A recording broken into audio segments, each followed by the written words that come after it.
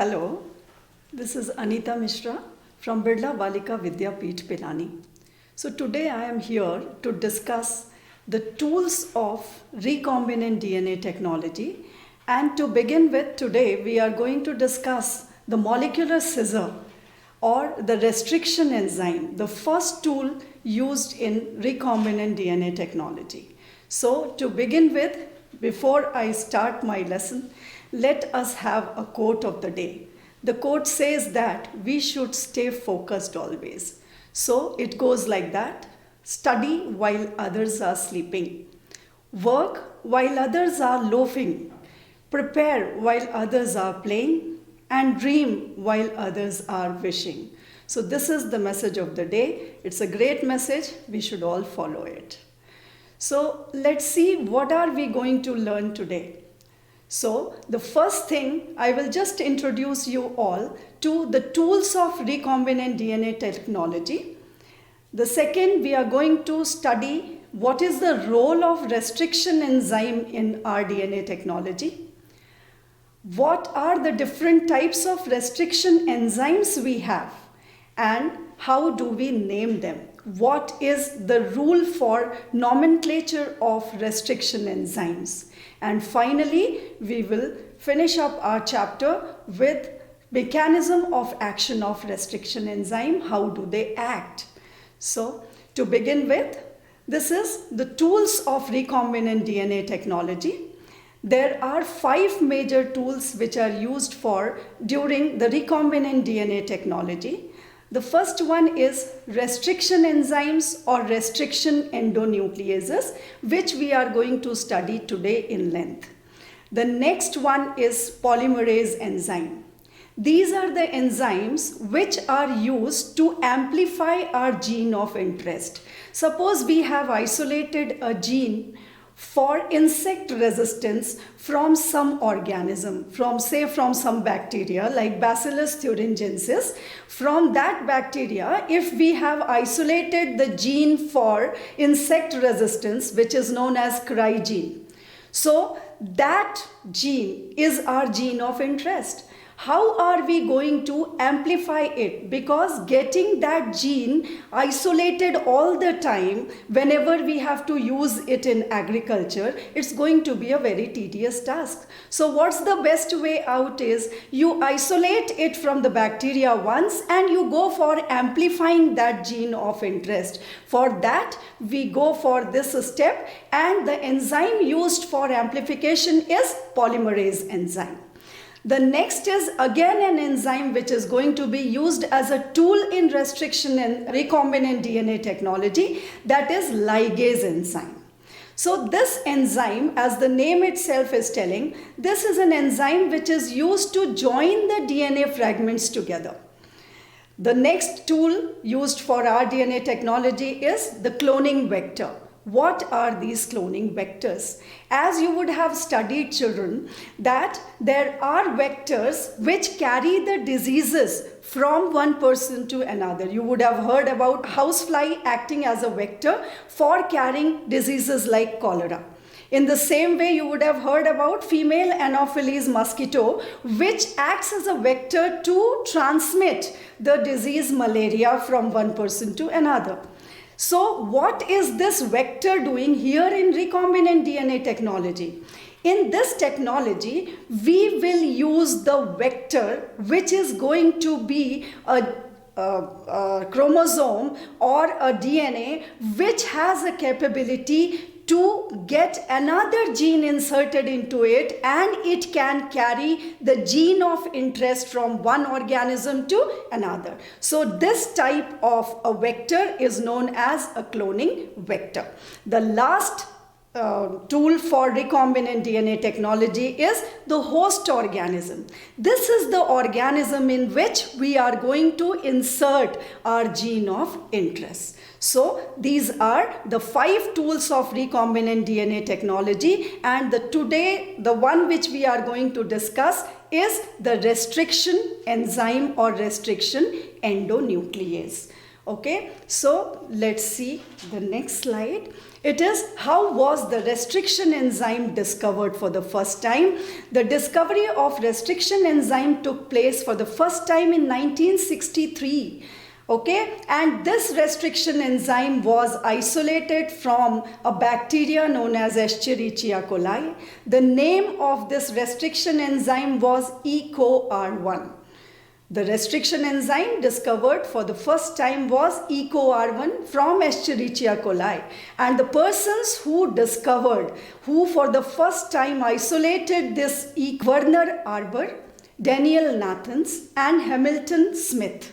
These three great scientists, they shared the Nobel Prize for their discovery in the field of physiology and medicine in 1978. Although they had discovered the restriction endonuclease right in 1963, but they could get the Nobel in 1978. So here I got a very beautiful piece of the lecture of daughter of Daniel Nathan, who is one of the Nobel laureates who bagged Nobel for their discovery of restriction enzyme. This is the quote by the daughter of Mr. Nathan. So my father has discovered a servant who serves as a pair of scissors. So you see here, she could understand the role of molecular scissor or restriction enzyme. She explained it that my father has discovered a pair of scissors. These scissors, my father is going to use it as a servant. Okay, so if at all a foreign king invades a bacterial cell or a bacteria, this servant which is discovered by my father is going to cut the DNA of that organism which is invading the bacterial cell. Okay, so she was again able to understand that this tool is going to be used for cutting some molecule. Okay, then it was again further narrated by her that the clever people used the servant with the scissors to find out the secrets of the king. Okay, for this reason, my father received Nobel Prize for discovery of servant with the scissor. So this is the beautiful quote. I liked it a lot. That's what I have just put it in the slide here.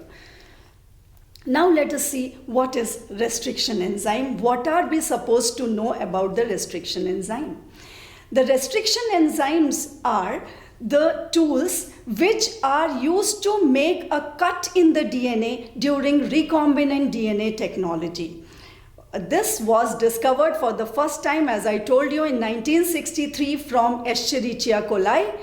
And what it used to do in Escherichia coli, this restriction enzyme, it has got a capacity to restrict the growth of bacteriophage, a virus which attacks the Escherichia coli cell. So it means the Escherichia coli has got this restriction enzyme as its defense mechanism.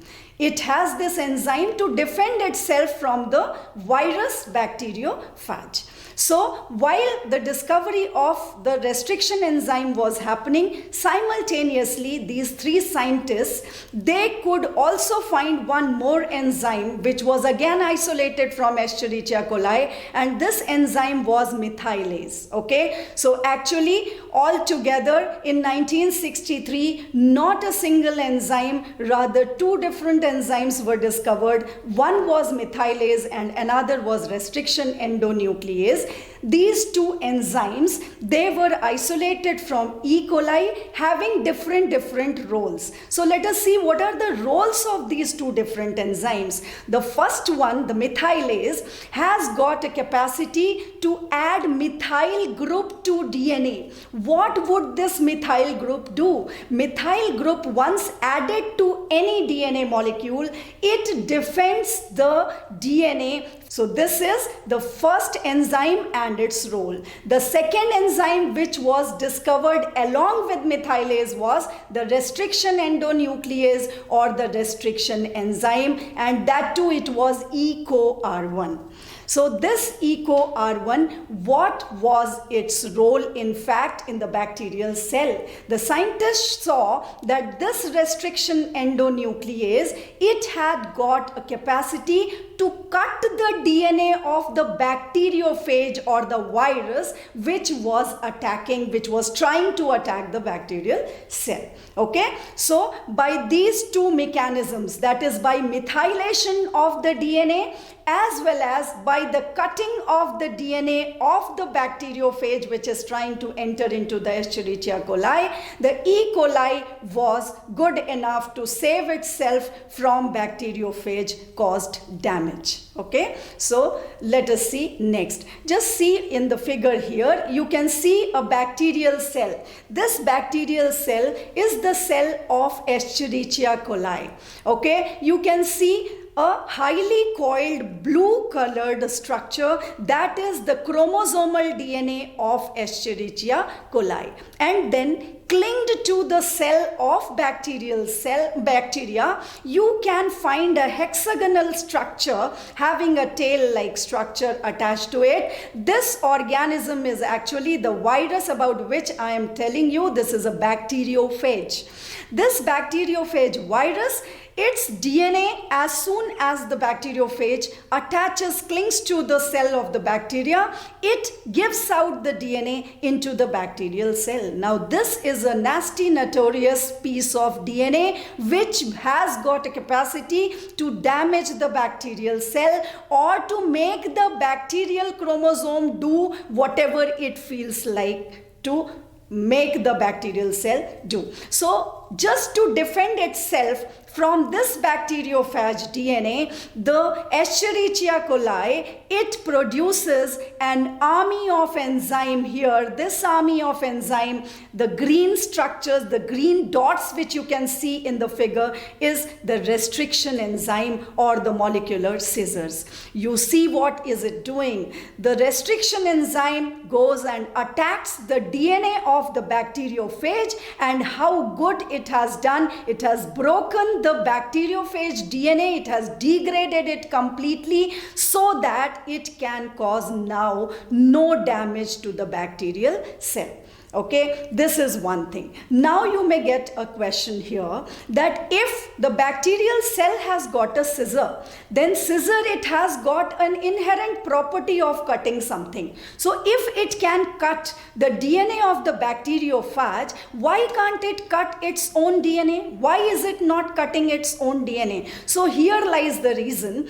The next thing which you can see here in the figure is, you can see the chromosome or the bacterial DNA having certain blue colored spikes coming out from it. These spiked structures are actually the methylase enzyme, and this methylase enzyme, children, it has got a capacity to save itself from the restriction endonuclease. As long as the methylase is attached with the bacterial DNA, the restriction endonuclease cannot come and damage the bacterial DNA. So this is why the bacteria can save itself from getting damaged from the restriction enzyme.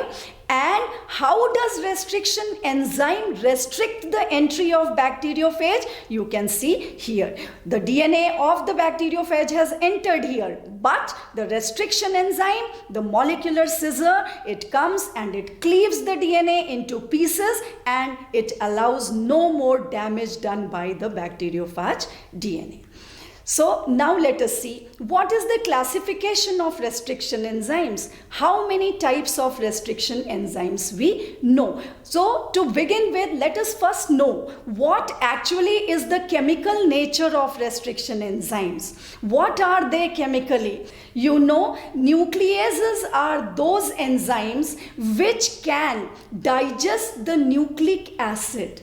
This is the nucleic acid digesting enzyme by nature. It can digest DNA and RNA, which are actually the nucleic acids. So how do they digest DNA and RNA? They digest DNA and RNA by attacking and cutting the DNA and RNA on their sugar phosphate backbone.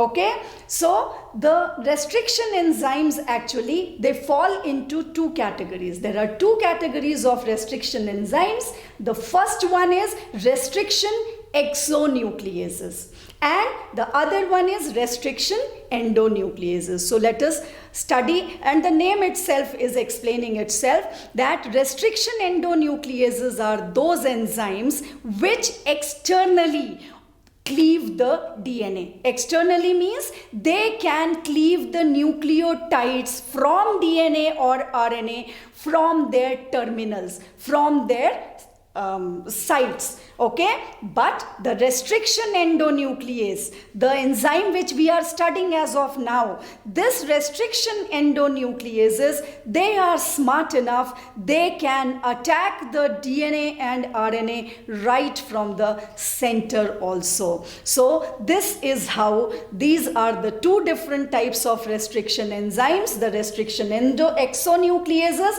acting on the terminals of the DNA, and the restriction endonucleases which cause an excision, which cause an incision in between the DNA molecule. So this is about the classification of restriction enzyme.